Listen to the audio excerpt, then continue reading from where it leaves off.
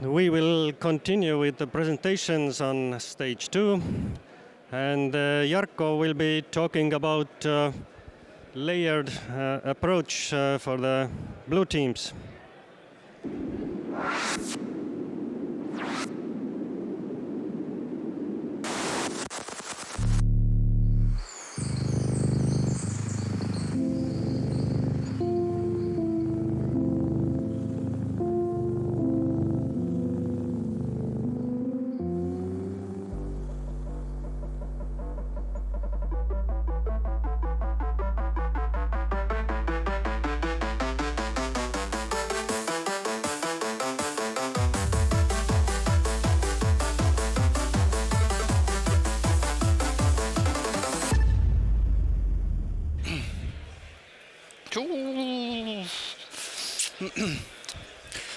Hello, everyone.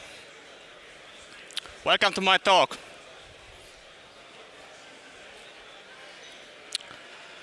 When I was on a middle school, I had a teacher which classes were a bit kind of different than the others.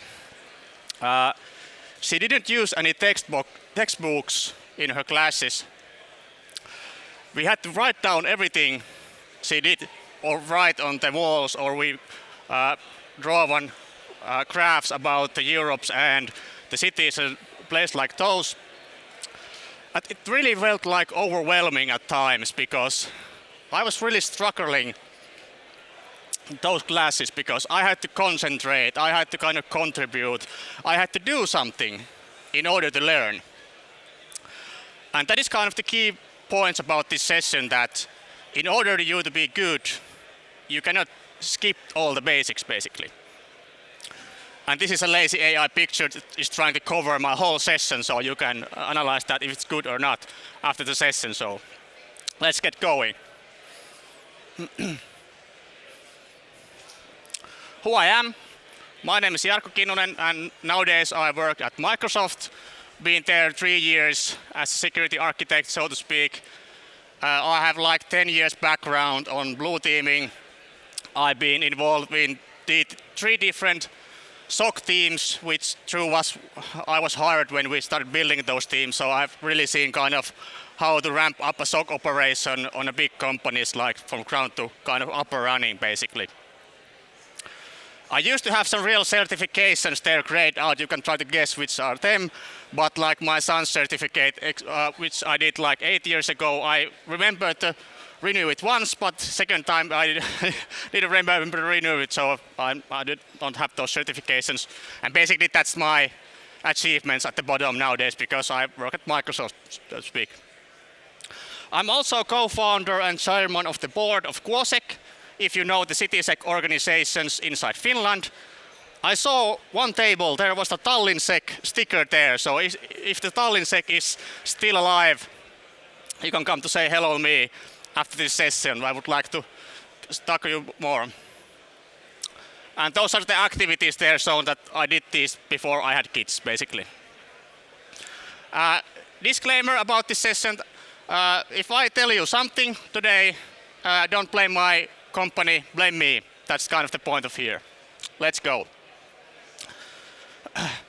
And this is the real reason why I'm here today, because I've kind of heard this a lot in the past years, that the blue team must succeed every time, and the attackers have to just achieve one goal to get to that, or do one thing right, and they will compromise your environment. And this has always kind of resonated me that this cannot be the case, basically, that you need to do everything 100% every time right in order to defend your organization.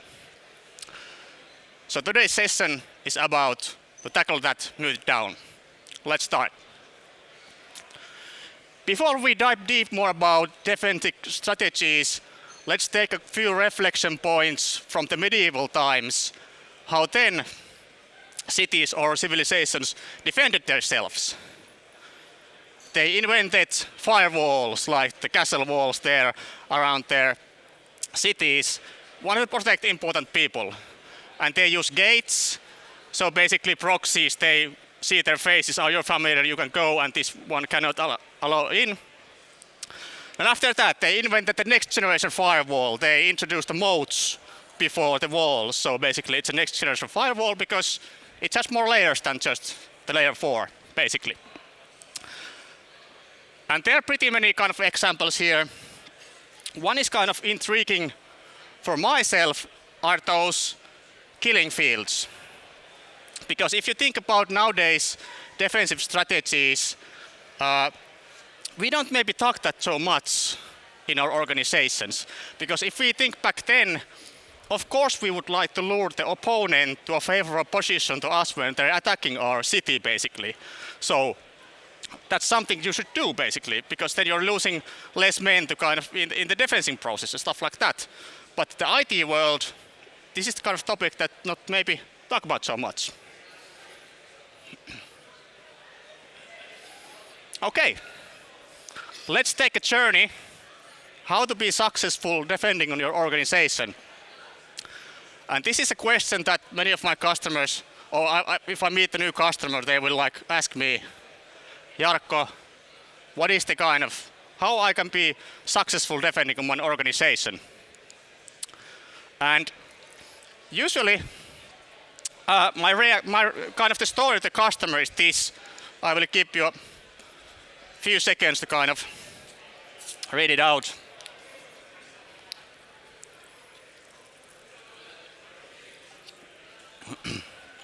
So that is typically the customer reaction. If they ask me, how can be successful? Do you know your organization? What do you have? Assets? What are you trying to defend for? And they're like, I already know that. Not, yeah, but what have you done in order to figure that out, basically? What kind of processes do you have there aligning with your defense strategies? Okay. After we figured out what we need to do, we're starting a new quest. And what happens when an RPG player starts a new quest? You end up multiple side quests, basically. You start the main quest and then you're like 3 weeks playing and then you're, oh, I done like 100 side quests, but I never ended up the main quest itself.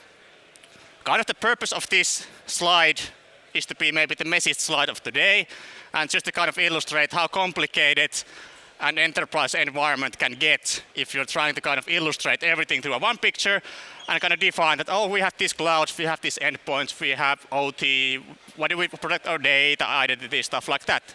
So that kind of describes the estate of an enterprise customer. And you can download this picture on the ak.mcri, so you can take this to your own PowerPoints also if you want to kind of mess with it. At Microsoft, we have 10 laws of cybersecurity risk. And these are kind of the new laws. We had this immutable law for cybersecurity from Microsoft Security Response Center back in 2000, and these are kind of the updated version of those. And you can see all the laws from the AK link again, but I just took one because this is kind of what resonates me personally. I just had to kind of stick with this one assumption. That the number one law is that if you're kind of defending on your organization, you need to think about that, how you are going to ruin the attacker's return of investment to your organization, basically. Because everyone knows that there's not 100% security. That's kind of bullshit. You cannot achieve that. There's always gaps and holes and stuff like that we don't see or we miss. So kind of basic principle is that you don't have to be the best, have the best tooling, best team, best whatnot. Just be better than your neighbor, because if the neighbors get hit, then you're a bit better than your neighbor and you're kind of safe. So that's good mentality to live on. Not in a perfect world, but just be better than your neighbor. Wise men said wise things 10 years ago. John Lambert, who is a security fellow at Microsoft, said that defender thinks as list and attackers think as craft. As long as this is true, attackers will win. This has resonated me quite many years now. But let's say a couple of last years, I have seen kind of the enterprise security tooling go that way that, okay, now we have kind of tooling to map our attack paths inside our organization. If you look like a CSP and products or something like that, they always like bring some kind of attack graph there or attack path that you can kind of deal with in your organization. But how do you spot those points on the graph? How do you point those? How do you spot those out? Basically, Dr. Edmond Lockhart invented the locant exchange principle. I don't remember the exact date, but that was the date that he lived. And he invented this locant exchange principle. What basically describes is that if someone is doing something, it leaves traces. Like if you think about example for your own house, that if a burglar comes to your house and wants to steal your TV, if he smashes the window and takes the TV and runs out, there's quite high possibility that he won't patch the window before he is left the building, basically. So there's a crumbles that you can see that there's been something going on inside my house. And this is that you can kind of implement to your own kind of tooling. What are your log sources? Where you get your telemetry? What can you see when someone is doing something inside your organization? We have pretty many frameworks that we can kind of illustrate these attackers doing inside your environment. We can skip the beat quite quickly because that is something that Microsoft provides. We do that on our engagements. It's quite up level. Then we have the Lockheed Martin. The why I'm referring it's a legacy because it's not updated like regularly anymore. It doesn't mean that it's a bad thing to do to use the Lockheed Martin, but it's not so updated maybe or community driven. And then is my personal favorite, the MITRE attack framework. Almost all of my career I've been somewhat intrigued and involved with the MITRE attack because I think that's kind of good framework that I can lean on different cases, like illustrate what's going on or what is kind of the impact they are doing. And there is not a session for MITRE attack framework. If you haven't seen David Binko's pyramid, this is the day that you see it the first time. So this basically just describes how the defenders can think, how we can ruin the attacker's return on investment in our organization. So basically, if your detection tooling only relies on IP addresses, they are pretty trivial, the adversary to change. It doesn't really cost the adversary to change those IP addresses because that's kind of easy to change. But the MITRE attack framework lives as the top of the pyramid. So the TTP is acronym for tactic, techniques, and procedures.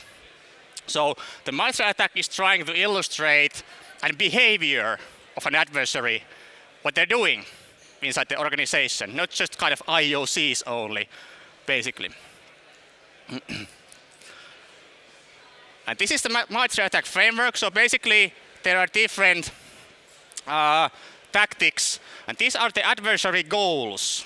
If they want to exfiltrate data within your organization, it's a tactical goal that the adversary is trying to achieve, and they're using some techniques in order to achieve that tactical goal, basically.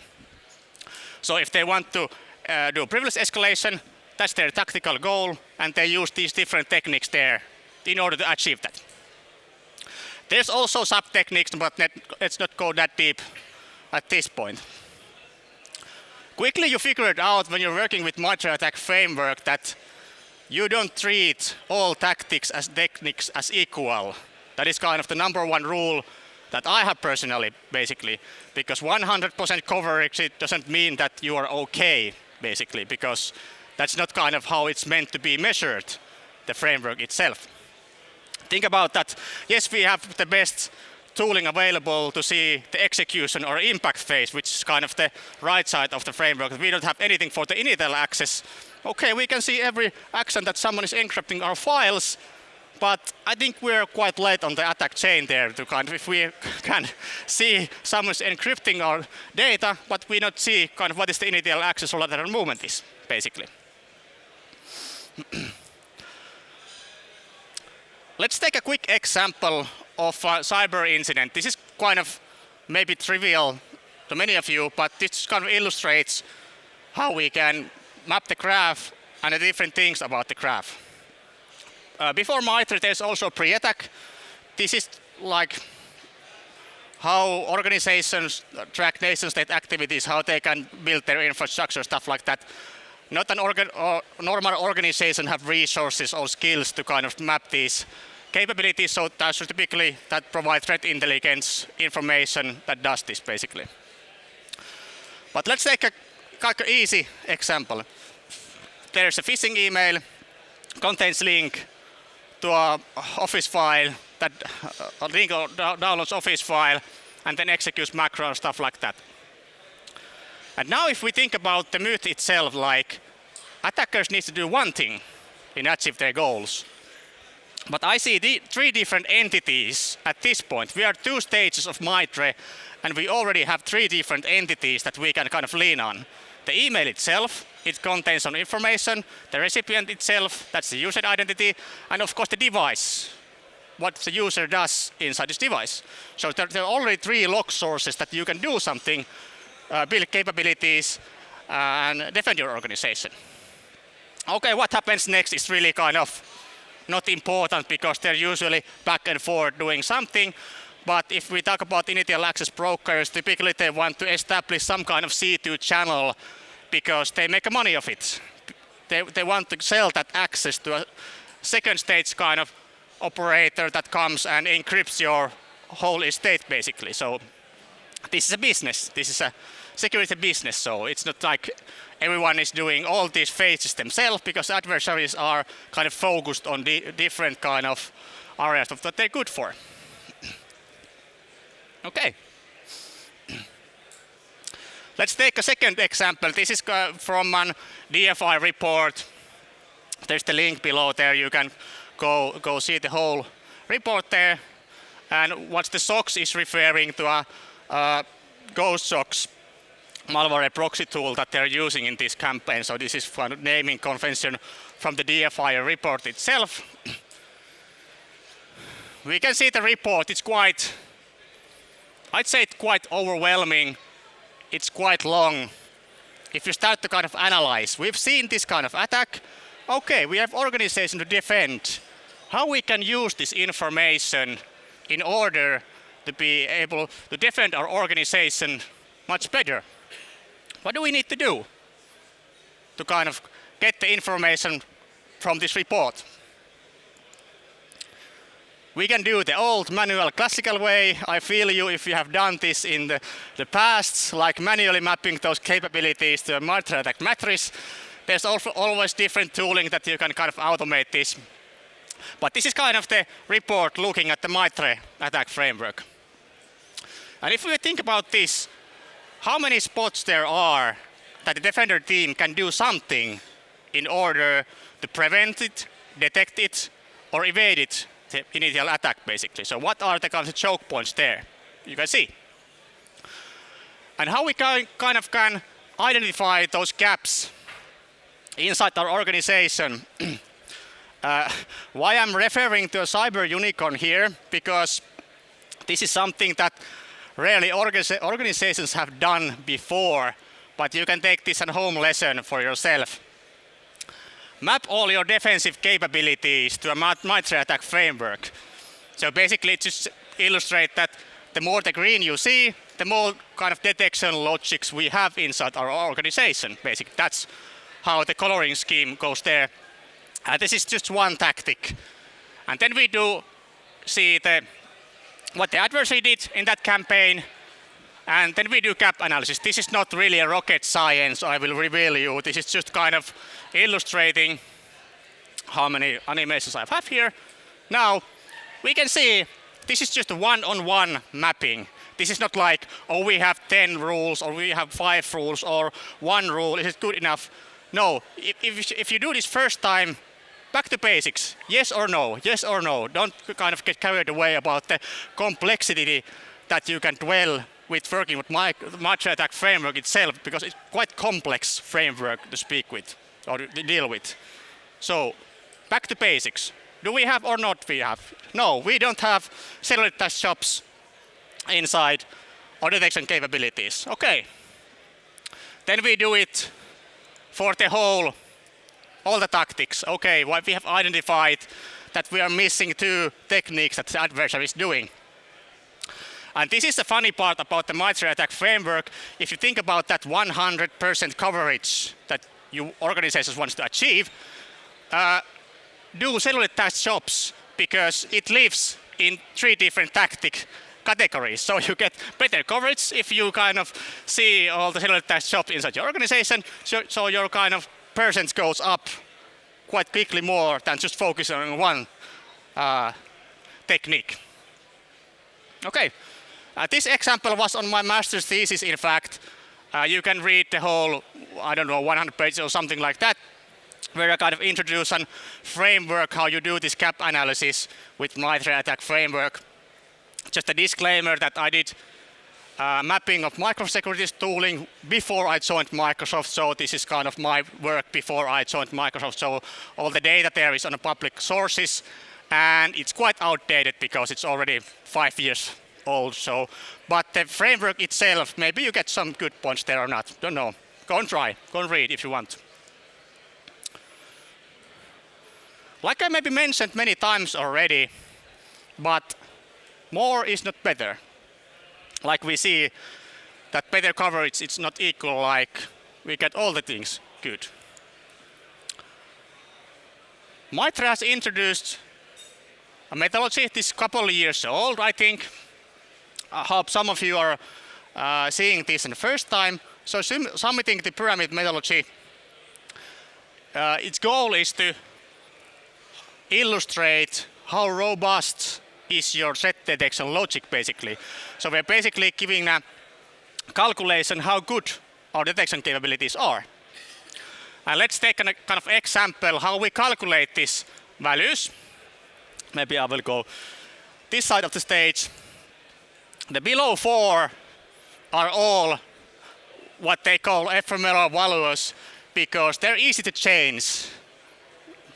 Adversaries tend to have much money to kind of change those values to their attack campaigns. But then comes the SDP 2 and 3. So basically SDP 2 is adversary brought tools. Maybe see those example that adversary introduce Cobalt Strike or Mimikatz to the target environment. So that is basically SDP 2 that they need to bring their own tooling to the target environment in order to achieve their goal. But the SDP 3 is a bit better or kind of trickier because they're using those so-called living of the land tools, basically. They're using some components that are found in the target environment itself, so they don't have to introduce their own attacking tooling in order to move laterally or compromise the customer environment itself. And then are the SDP 4 and 5, the unicorns that you rarely see. So these try to kind of illustrate that if you have SDP 5 rule, basically, that would cover the whole behavior of a MITRE technique, basically. So you would kind of introduce one detection rule, and you would kind of get all of the behaviors related to that event or that technique. Is this possible? Let's take an example here. So introducing your cellular attack shops, we already kind of figured out that we're missing that on the campaign, so that's why we are taking the cellular attack shops here. So basically, for you maybe you're not so familiar with this, what is this, how this kind of work with, you can modify those cellular attack shop inside Windows operating system in many different ways. You can use the GUI tools, you can use command line, you can use VMI. So there's not really a one way to modify these, basically, inside Windows operating system. So you need to think about all of those cases, different cases. How do we detect this? Okay, we take the SDP calculation or the metrics, and we introduce another layer. So this is a two-dimensional kind of calculating the whole score about those techniques. And just to keep this kind of short, I started with SDP3 because SDP 1 and 2 are quite trivial. If you would think about changing the Boolean logic here and to an OR, then this detection logic would kind of fail to the one because it's looking some either or is happening. But when we have and, we need to kind of find both of them. If you're doing threat detection, that's kind of basic that you need to think about. And why it's like 3 is because if we have sysmon event ID 1, so which is tracking like command line parameters there, the sysmon does. So even though you change the file name, it's kind of the original file name SC_task comes directly from the PE header itself. So you know even the adversary is changing the running process, it cannot really change the original file name that is kind of seeing on the logs basically. Okay, can we do better? In fact, we do. This is kind of more easier even kind of. There's this Windows event 4698 that's natively logged inside Windows operating system that can see several tasks. And what is kind of good about this, if you build your detection capabilities around this, it gives a lot of context because it's a Windows event logs. There's a lot of context, kind of what register, what gets set, who did that, and stuff like that. So there's a bunch of metadata that you can lean on if you're doing those detection logics there. But are we done yet? Are we done yet? No. Because in fact, you can miss all of those detections below. Because in order to do cellular task jobs inside Windows operating system, this registry key needs to exist. So basically, so if the adversary is not using VMI or command line tools, they're just setting the registry key. The event ID never gets kind of generated because it's dependent on some DLLs that are kind of generated if someone do those in different tooling. So basically you can evade all those logics just to set that registry key, basically. So this kind of gets you thinking that how deep we can go here, basically, with just one technique, basically. What are the layers of detecting this behavior? I think someone already talked about today about Sigma in their presentation. So basically, the simulating pyramid is also introduced to Sigma repository, basically. So you can find those STP scores inside Sigma repository if someone has done his homework right and kind of calculated how good my Sigma rule is, basically. So if you're seeing STP 5 or 4 or 5 rules, they are maybe pretty good. But if you see like STP 1 and 2 and stuff like that, there might be cases that they are okay. It depends on the context. I would say that the STP 1 and 2 are automatically bad, but maybe they're just short-lived, so to speak, that they get old quite quickly. Okay, we fell quite deep well because I kind of talk about how to defend our organization, and now we're kind of talking about cellular task job inside Windows operating system. So let's get back to the track, so to speak. There is a good new tool that is from David Johnson. He's a security guy from Feedly, if I remember correctly. He have built this really cool tool. Go check that out. What is the tool basically does, that you can take and we can take the DFI report URL and then we can paste it to the flow with. So this is basically running on my own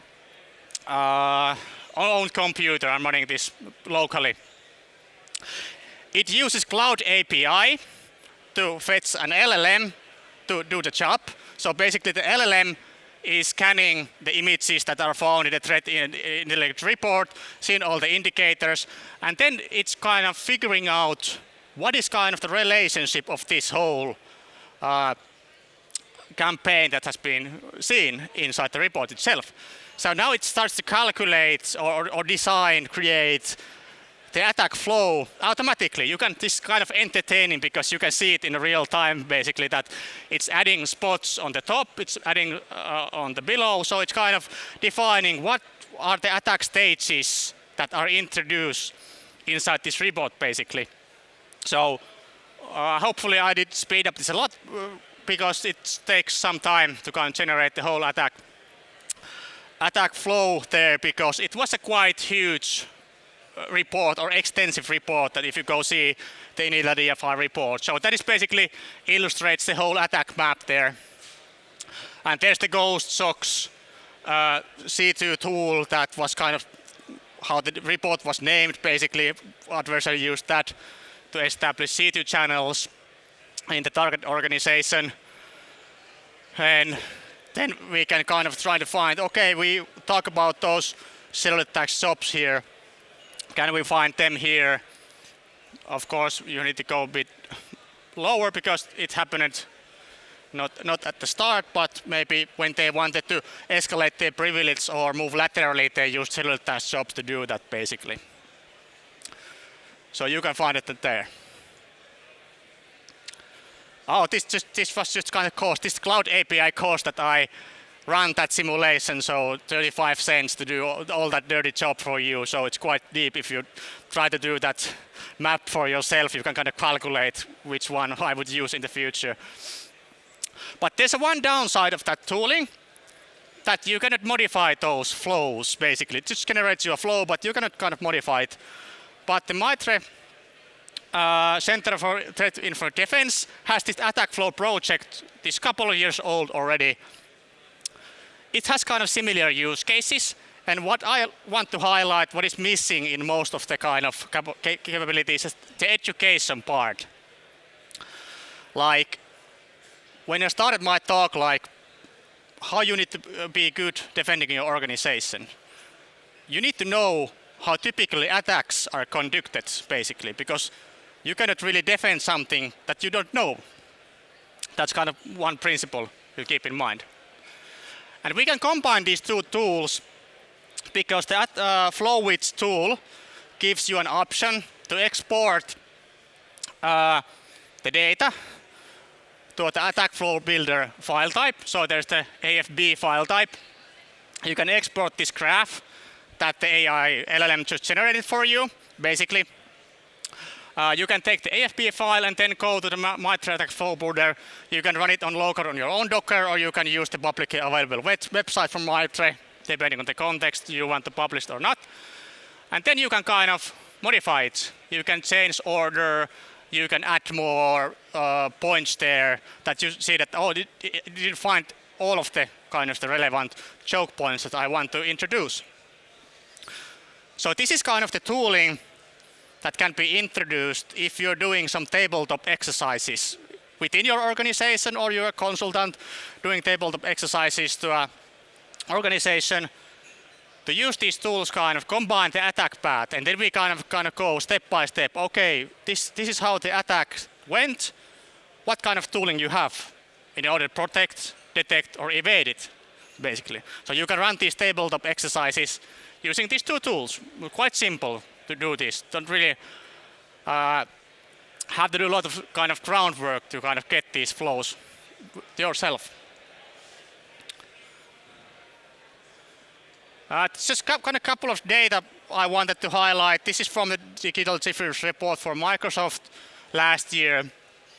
I'm kind of basically highlighting why I'm talking about attack paths in overall, because we introduced on the Digital Difference reports this directly from the report itself, basically, that we have kind of analyzed quite many organizations and kind of tested our tooling there, that we can see that there's pretty many attack paths that we can find within our customer tenants there, basically.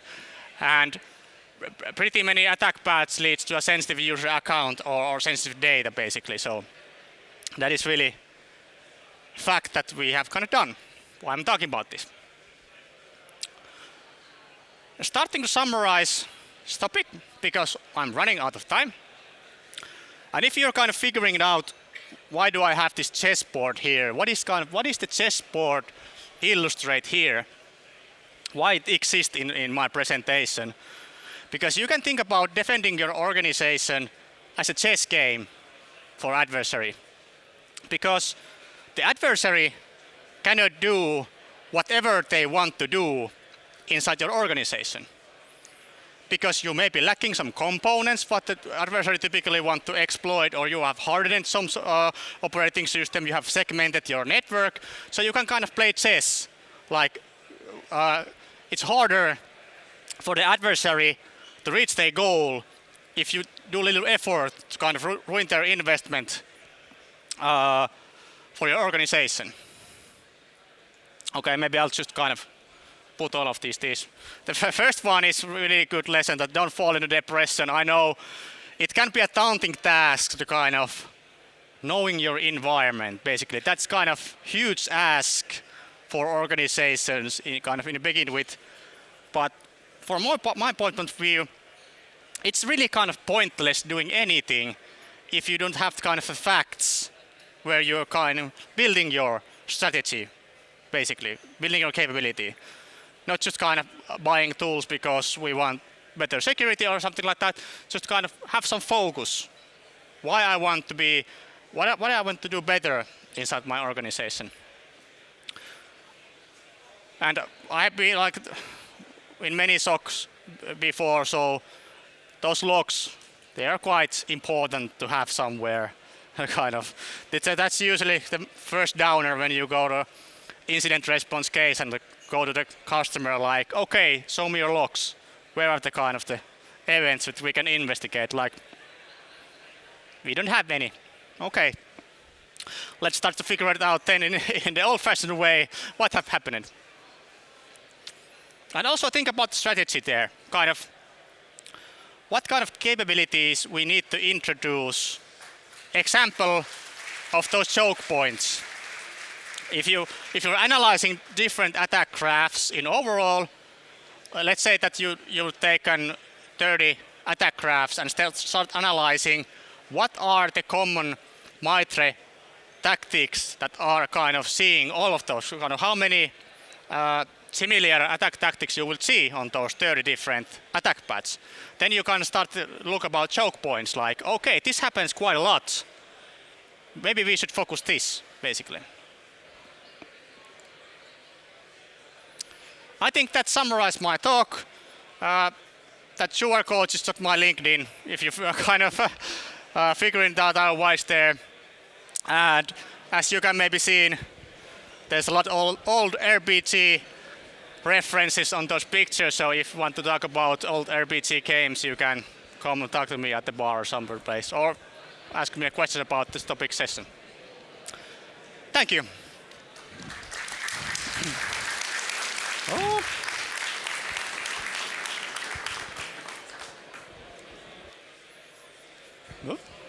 If you have questions, we can pass the microphone. Ooh.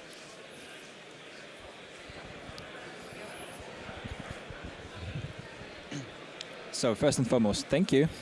And I have a question about mapping the detections and preventions to the MITRE attack matrix. So you mentioned mapping the detections to the MITRE attack matrix and then comparing the matrices of the attacks to the matrices of the defenses to see where you have the gaps.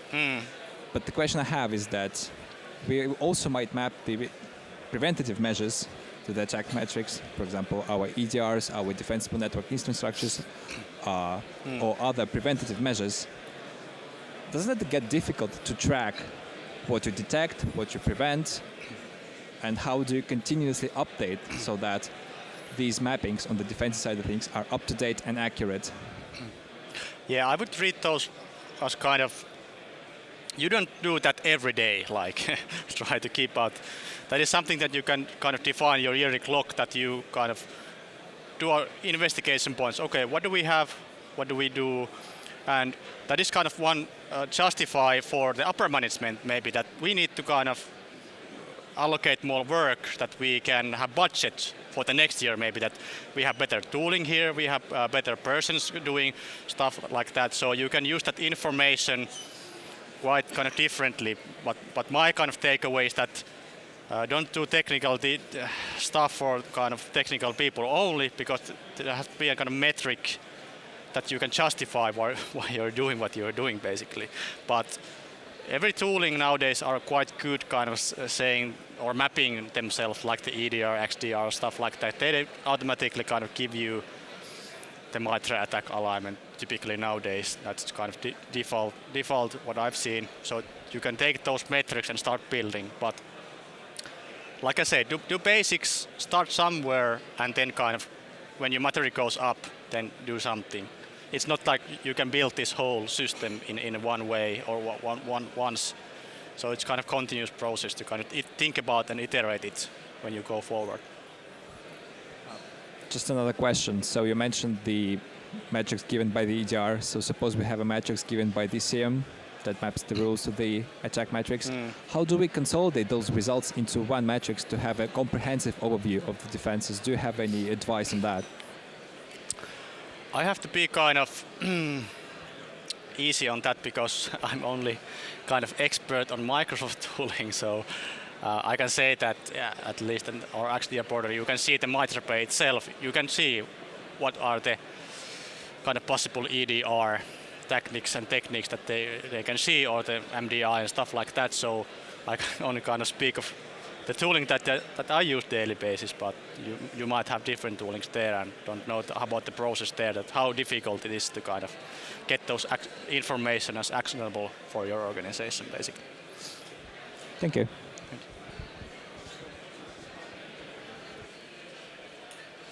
Let's give Jarkko a round of applause. Thank you. Oh, thank you. Oh, thanks.